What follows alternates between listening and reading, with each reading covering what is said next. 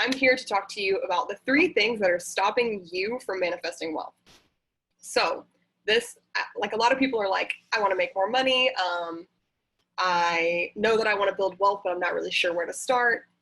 So I really thought that rather than, diving into all of these really complex topics, we really start kind of like where you guys are at now, which is kind of the habits and the tendencies that you're currently indulging in that are stopping you from being able to create sustainable wealth, that are stopping you from being able to manifest the money and the position and the financial prosperity that you really want to see in your life.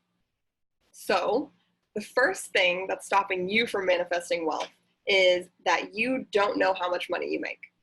So what I mean by this is, sure, you might know I make $50K a year if you work a salary position, or you may know as an entrepreneur, I bill my clients at this rate. Say, for example, it's $500 for a monthly service from you.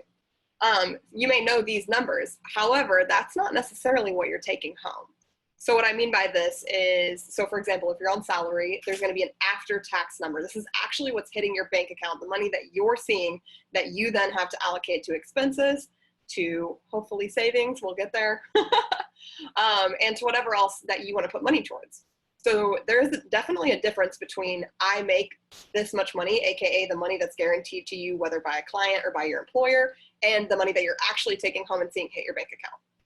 So for people on salary, that's going to be the tax is going to be the difference there. And then people who are entrepreneurs and running a business, you're going to get hit twice. So not only do you have to think about the taxes that are going to be coming out, but you also need to be thinking about the expenses that it costs to run your business. So the money that you make isn't the $500 that you charged a client for a service. The money that you're making take home is actually however much you charge that client for a service, minus the at least 30% that you're going to be paying in taxes. Us entrepreneurs get hit pretty hard. It's usually upwards of that.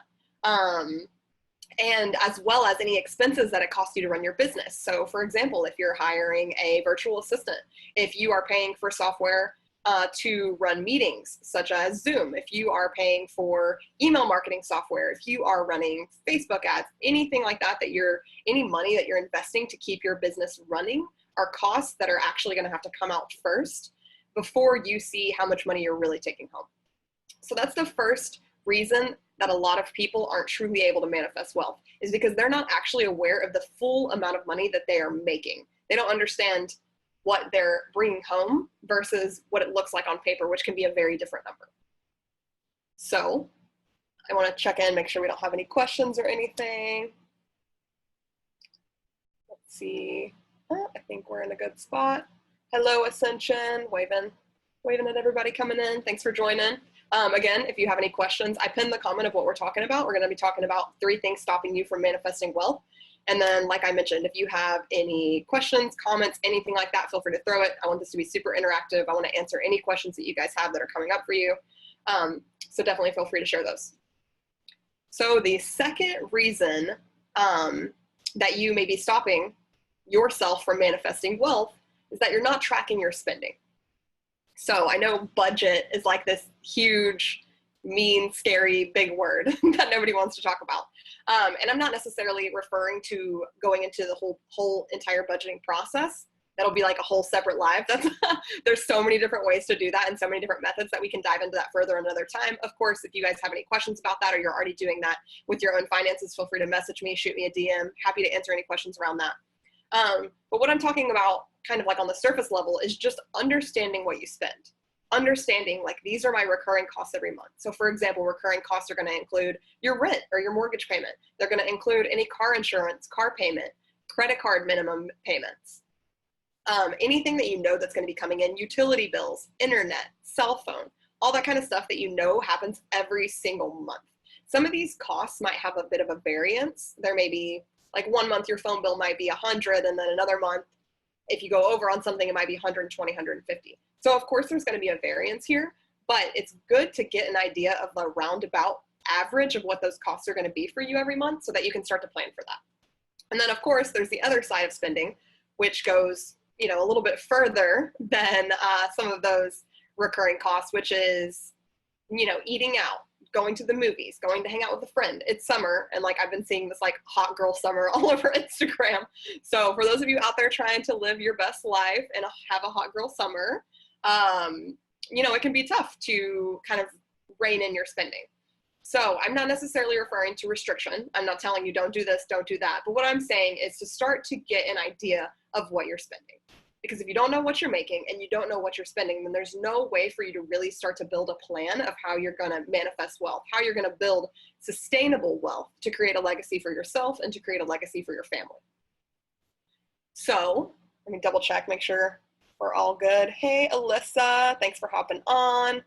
Talking about the 3 things stopping you from manifesting wealth. If you have any questions, comments, anything like that, feel free to drop it below.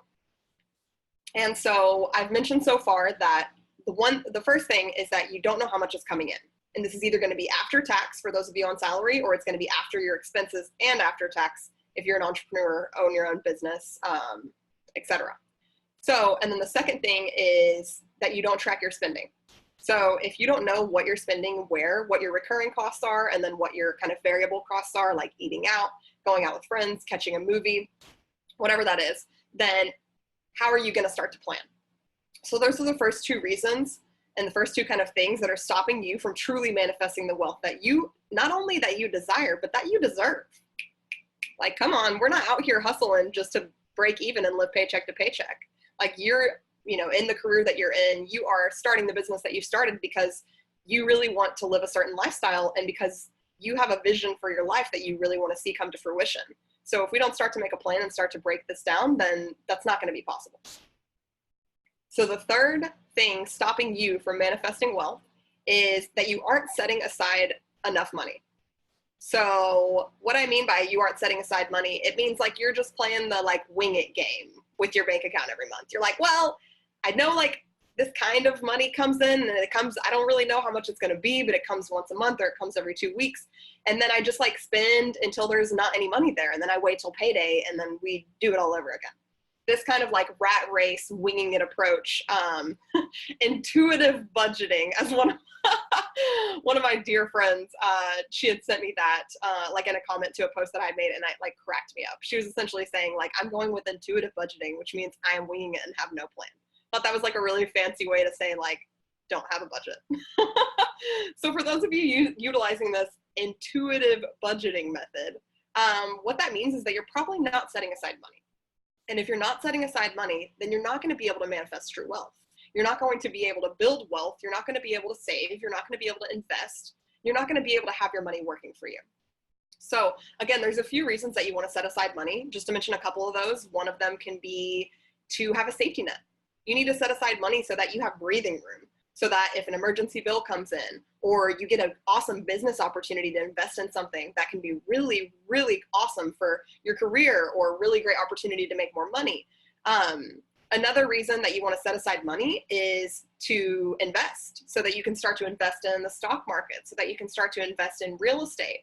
Whatever investment opportunities or investment ideas that you have that you're really wanting to start to look into, if you're not putting money aside every single month consistently, then you're not going to have the finances to do that.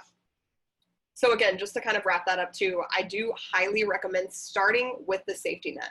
You want to be putting money aside for a safety net, for your emergency fund is what I like to call it, first, before you are using that money to invest, before you are paying down your student loans, for example, because those are often debt that are at a lower interest rate. You really want to set aside money for that emergency fund. Once you have the emergency fund set aside, then we can start to talk about other strategies to save additionally, other strategies to invest, and kind of how to get your money working for you. So in terms of the emergency fund, what I recommend is at least 3 months of kind of like the cost that you know. So once you've gone through this process of identifying what you're making, and then tracking your spending and saying like, this is how much money that I'm spending every month. These are my recurring bills. These are the obligations that have to be met no matter what. Take that number of your average spending on a monthly basis. And again, we don't have to make this rocket science. Just look at last month's bank statement and start to get an idea of what you're spending. You can see what's coming out every single month on recurring payment. For example, some of those recurring costs like your rent, your mortgage, credit card payments, student loans. And then you can also start to get an idea of what you're spending on other items. So what are you spending on your gym membership? What are you spending on going out to eat every month? What are you spending on groceries? So start to look at a prior bank statement, start to get an idea of what you're spending. That's kind of the historical way. Another option is that, of course, you could track in the upcoming month, like just documenting everything that you're spending when you spend it. But I typically like to look at the bank statement because it's not something that's subject to like our implementation. So for example, if you're tracking your spending and then one day you forget to write something down, then you're like, oh, this actually isn't the most accurate reflection. However, if you're looking at a bank statement, like there's no chance that anything's falling through the cracks. Like that's a completely comprehensive view of what you spent in the prior month. So in terms of emergency fund, what I recommend is 3 months. Having 3 months worth of expenses, your recurring, spending on a monthly basis, having 3 months of that set aside as this emergency fund to where if anything were to happen, if you're in corporate, if God forbid you lose your job, or if you're an entrepreneur, if, there can be certain kind of ups and downs and high and lows, whether you're in a seasonal opportunity, for example, if you're selling a product, then you may have really, really high sales around Christmas, and this might be a good time to start putting away money for your emergency fund versus, when kids are going back to school, parents might not be spending quite as much in the product or service that you're offering because they're allocating funds elsewhere. So kind of helps you to not only to smooth your income as an entrepreneur for those dips that happen, ups and downs, but also helps you to prepare for worst case scenario. So not only are you at risk to getting laid off, but you could be at risk to an injury. Imagine if you got sick, or if you were unwell, or if there was a family emergency where you had to take some time off work. So, life happens. It's one of those things where we don't think we need it until we need it. So it's definitely really ideal to plan ahead. I know that for myself, just speaking from experience, if I hadn't set aside an emergency fund, I wouldn't have been able to have peace of mind starting my business. I wouldn't have been able to purchase the home that my husband and I bought. Shout out to Jesse, if you're watching this on the replay. And I wouldn't have been able to have any peace of mind or breathing room as I navigated these nuances and went from a corporate accountant to a money consciousness coach. So let's see, I want to double check, make sure we don't have any questions, anything popping on. Hey, David. Let's see who else we got. Sal. Let's see. Okay, so I got some ideas from Sal. Hey, let's see. Hopping in with some people on Facebook. I'm hopping back and forth between Instagram and Facebook. So let's see. Hey, Tyrus. Hey, can't read your name, but QJ Dakid. Sorry if I'm butchering that. We got another David. Lots of Davids in here today. So hey, everybody. Just to give you guys a super quick recap, we're talking about the 3 things that are stopping you from manifesting wealth. And the first point of that is, you don't know how much money you make. And what that means is either how much money you bring home after tax, or as a business owner or entrepreneur, it means how much money that you're making after taxes and expenses to run your business. So that's the first thing. The second thing is that you're not tracking your spending. So it may be because you're afraid to look at your bank statement. You might be avoiding it because you're overspending right now. Whatever the reason is, we can't really start to get a handle on our finances, which allows us to create a plan to truly manifest that wealth we want to see in our lives if we don't know what's happening, if we don't know how much we're making, and if we don't know how much we're spending. So that's really the first step, first 2 steps. And then so the third thing, which we were just wrapping up, is that you aren't setting aside money. And if you aren't setting aside money and you're living paycheck to paycheck and you're just winging it using that intuitive budgeting that we talked about, then it's going to be really hard for you to manifest wealth. It's going to be really hard for you to really build sustainable wealth in a way that is going to create a legacy for you and for your family. So we want to get out of that, get out of the rat race. So I'm here to help you guys out. You don't have to have all the answers. You just got to ask good questions to the right people. So yeah. Let's see, I think there was one question or comment on how to make an online store. So that's a pretty meaty question. I don't know that we can necessarily cover that in depth on here, but I'll do what I can. If you're already selling products or you have a brick and mortar business, e-commerce, creating an online store is a really, really, really awesome place to really grow your impact, grow your income, and really grow your business. So maybe we'll do a whole separate training about that. But I think Sal's the one that had that question. So feel free to DM me, reach out to me one-on-one, and we can talk about that a little bit further. But yeah, happy to answer any questions that you guys have. Again, feel free to drop your questions, comments, anything that's coming up for you, any resistance that you're having to anything that I'm saying, feel free to drop that in the comments and we can work through that right now live. Let's see, how we looking? Oh, I think we're in a good spot. Okay, cool. Alrighty. So the last kind of, thing that I want to dive into with you guys is the mindset shift that you need to think about to really start to, shift your mindset around money and start to be able to manifest wealth. This is something that I dive into much deeper in my upcoming book, Heal Money Trauma and Create Sustainable Wealth. So keep an eye out for that. If you're connected with me on social, or if you're part of my list or any of that stuff, then you've probably already seen a little bit about that coming up. But yeah, so the mindset shift that you need to think about, well, first, we have to lay the groundwork. So what I mean by this is you can't really shift your mindset around money if you don't know where to start. Similar to your financial situation, if you don't know what you're making and you don't know what you're spending, then it's hard to really start to set aside cash. It's very, very similar in terms of the mindset. So if you don't know where you're at in terms of your beliefs around money, then you can't really shift your mindset. So the way that you start to kind of take an inventory and get an idea of where you're at is to know your money story. So I did a poll earlier this week, and I want to say there was probably 5 or 6 people that said that they knew their money story, more or less. And then there were 3 or 4 people that had no idea what that was. So I'm going to give you guys just a super overview of that so that we can start to get an idea of our own money stories. So what the heck is a money story? First, I want to give a disclosure. You did not choose your money story. So when you're going through this process, be super compassionate and very gentle with yourself and understand this is not your fault. Your money story is a culmination of experiences that you had growing up that shaped the way that you feel about money. And as we all know, when we're kids and we're growing up, we don't have control over the environment. Control is a loose term anyways, but that's a whole nother topic. But in terms of the environment, whenever we were growing up, that's something that we didn't have so much control over. So we were really kind of subjected to the environment. And then just kind of, then we get older and now we have to start to unpack that stuff and really start to dissect, are these my beliefs or are these someone else's beliefs? And is this aligned with how I feel? Is this aligned with the kind of life that I want to live? And really start to decide and make a conscious choice to shift those beliefs.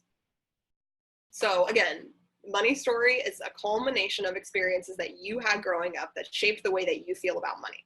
So I'll give you guys an example. So say that your parents fought about money a lot. If your parents fought about money a lot, then you might see money as an area of stress. Money might be stressful for you. It might be something that you look at as a bad thing. You might say, money is evil. Money is the root of all evil. Just a quick addendum on that. If you dive deeper into this, into the Bible or anything like that, it's actually not money that's the root of all evil. It's the love of money that is the root of all evil. So again, happy to dive into that further online if anybody wants any scriptures to support their beliefs around money, mindset shifts, all that kind of stuff. But yeah, so if back to kind of the example around your parents, if your parents were fighting around money a lot, then you might see money as a bad thing. You might see money as a source of conflict. You might see this in such a negative light that it actually causes you to avoid it altogether. You're like, oh, can't talk about money, can't look at my money, can't deal with my money because that's bad. That's conflict, that's anger, that's frustration. That means a fight. And this could be in your own relationship with money. This could be in the way that you and your significant other communicate around money. Whatever that might be, these experiences that we had in our developmental years as children really start to shape and affect the way that we see money and start to really guide our relationship with money. So definitely going to dive deeper into this in terms of a money story and a separate training. But for now, I really want you guys to start to think about what is my money story? What is your money story? What experiences did you have? What were your parents' relationships with money growing up? Were they big spenders? Were they big savers? Were they always pinching pennies? Were they, we can't afford that? Were they oh, we can spending like crazy and not really thinking about what they couldn't afford, racking up tons of credit card debt? Start to just think about what experiences that you had with money growing up and what your parents' relationship with money was. And that's a really great place to start to get an idea for your money story. And once you have a really good understanding of your money story, then we can start to shift those beliefs. Then we can start to say, okay, I get where that comes from. I get why I'm avoiding this. I'm avoiding this because of, you know, this experience that I had in my childhood. And then we can start to unpack that and start to really decide, like, does this align with who I am? Does this align with how I want to live my life? And then we can start to really identify not only the mindset shifts that are necessary, but start to really look at those limiting beliefs that are being reinforced that are holding you back from manifesting wealth. And like I mentioned before, I go into this much, much deeper in my upcoming book, Heal Money, Trauma, and Create Sustainable Wealth. So if anyone's interested in staying in the loop about that or finding out more about that, feel free to reach out to me. I want to make sure that you guys are taken care of too. So if anyone has any questions, if anybody wants to share anything that's coming up for them through this process, like, feel free to drop that in the comments on Facebook or on Instagram. See if we got anything from anybody. See, wave at all you guys coming in. Hey, everybody. Let's see. I'm seeing some stuff. Let's see. Seeing some stuff in the comments. My parents were broke penny pinchers. I feel you on that. See, make sure I don't have any other questions before I dive into that a little bit further. For everyone that's hopping on, either on Facebook or on Instagram, hey, I see, let's see, hey, Scotty. Hey, Barology. I'm assuming that's like bar, like the workout. Just really want to try that, by the way. Hey, Patrick. Hey, Adam. Oh, hey, Adam. What's up? Haven't seen you in forever. Let's see. Hey, Jamal. All right, cool. I think that's everybody that's hopping on. If I missed you, feel free to drop some in the comments. Tell me where you're tuning in from. Say hey. So glad to have you guys on here. Just a super quick recap. We are talking about the 3 things that are stopping you from manifesting wealth. And just a big overview. If you have any questions or comments, either feel free to catch the replay on this or DM me and we can talk about this a little bit more offline. But essentially it's 1, that you don't know how much money you make and how much money is coming in. 2 is that you're not tracking your spending. And 3 is that you aren't setting aside money. And then the mindset shift that I want you guys to start to think about is, what is my money story? Because we can't start to shift our mindset until we really understand where we're at right now. And to know where we're at right now, we have to understand what experiences and kind of, you know, experiences and environments that we grew up in that really started to shape our ideals, beliefs, and relationship with money. So think about, what was my parents' relationship with money? Where am I feeling resistance coming up for me, and where do I think that that might come from? So again, feel free to let me know if you guys have anything that's coming up for you, any questions. So let's see, I know Sir laughs a lot. Hey, what's up? Hot Springs homies. If anybody's tuning in from Arkansas, drop it in the comments. For those of you that don't know, I grew up in Arkansas, lived in Chicago for 5 years, and now I am in New York. Whoop, whoop. So definitely let me know where you guys are tuning in from. But yeah, so he was mentioning that his parents were broke and that they were penny pinchers.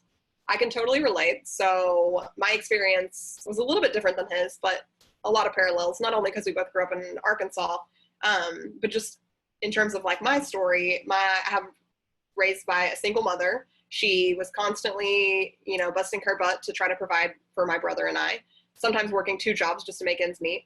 So that idea of scarcity was very present in my upbringing because it was scarce. It wasn't just an illusion of scarcity. It wasn't just an ideal of, well, it feels like it's scarce, but actually there's plenty of money. It really was a matter of stretching a dollar as far as we could.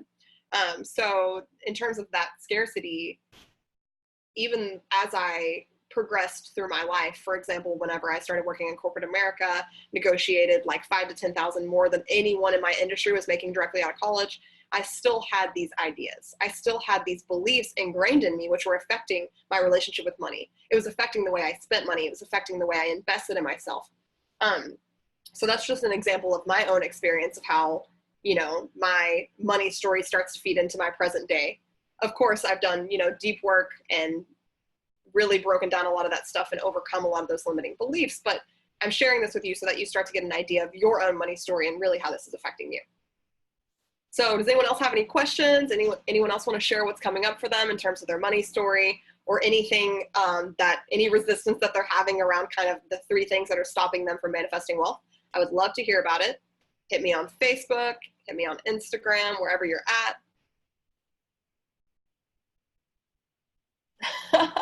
Let's see, bad at number 1. So you're bad at knowing how much money you make and seeing what's coming in. Just want to confirm that we're on the same page there before I dive into that a little bit further. And just to give you guys an idea of how to do this, the easiest way to do this is to utilize your bank statement to your advantage. So a lot of us, the majority of us, when we're getting paid, we have this set up on auto draft. So it's directly depositing into our account, and the money just comes in when it comes in, whether we get paid once a month or twice a week or twice a month, like bi-weekly, whatever that is.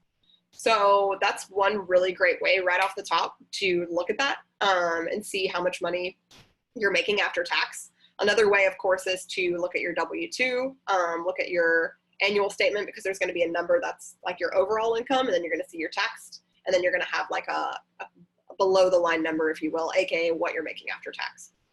I don't want to get like too technical on the tax lingo with you guys. I don't want to lose anybody, but of course, for those of you that are really interested in that kind of information and want to learn more about that, reach out to me offline, shoot me a DM. We can definitely talk more about that and explore that further.